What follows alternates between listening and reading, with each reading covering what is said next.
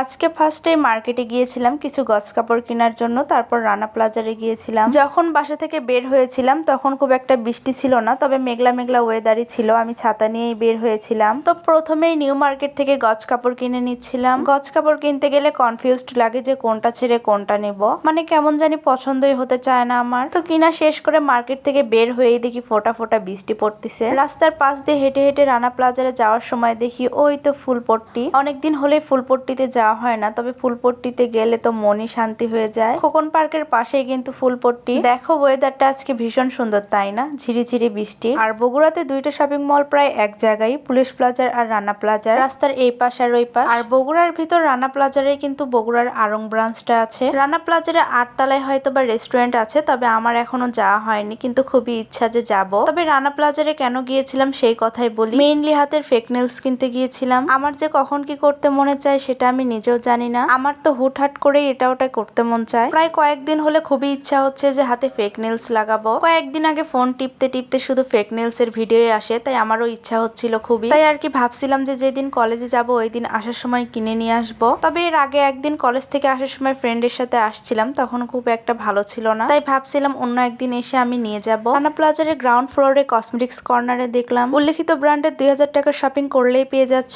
Sketch card, বসলেই থাকছে instant পুরস্কার and আকর্ষণীয় লাকি ড্র। ফার্স্ট পুরস্কারে দেখলাম ডিপ ফ্রিজ এন্ড সেকেন্ড পুরস্কারে দেখলাম মোবাইল ফোন। তোমরা চাইলে এখনই 2000 টাকার পণ্য কিনে নিয়ে তোমরাও জিতে নিতে পারো। রানা প্লাজার থেকে ফেক নেলস কিনা শেষ করে বের হয়ে যাচ্ছিলাম। যখন রানা প্লাজারে আসছিলাম তখন একটু ঝিরিঝিরি বৃষ্টি ছিল বাহিরে, আর এখন তো হালকা রোদও উঠে গিয়েছে। তো দইয়ের দোকানের সামনে দিয়ে যাচ্ছি, আর দই কিনবো না তা কি করে হয়, এখান থেকে একটা দইও কিনে নিয়েছিলাম। আমি আইন কলেজের সামনে থেকে দই কিনে নিয়েছিলাম। এখান থেকে দই কিনা আমার কেমন জানি নেশা হয়ে গিয়েছে। এখানকার দই অনেক বেশি মজা, তোমরাও চাইলে ট্রাই করতে পারো এখানকার দই। আর সাতমাথায় গেলে এখন একটাও ফুড স্টল দেখা যায় না, এখন তো শুধু গাড়ি ঘোড়ায় দেখা যায়। জুলাইয়ের শহীদদের স্মরণ করে এখানে ফুল দিয়েছে। এই দিক দিয়ে যাওয়ার সময় দেখলাম অনেকগুলা ফুল, তাই ভাবলাম তোমাদের সাথেও একটু শেয়ার করি। সাতমাথায় একটাও ফুড স্টল দেখতে পাচ্ছ, কিন্তু আগে কিন্তু প্রচুর ছিল, এখন ওগুলা বসতেই দেয় না রাস্তার পাশে। তো বাসায় এসেই দেখলাম অনেক বড় একটা আনারস এনেছে। এই বছরে তো এই প্রথমই আনারস খাবো। হয়তো বা আনারস সারা বছরই থাকে, কিন্তু তেমন একটা খাওয়া হয় না জ্বর ছাড়া। জ্বরের ভিতর কিন্তু আমরা আনারস খাই প্রায়। আনারসটা কিন্তু অনেক বড় ছিল।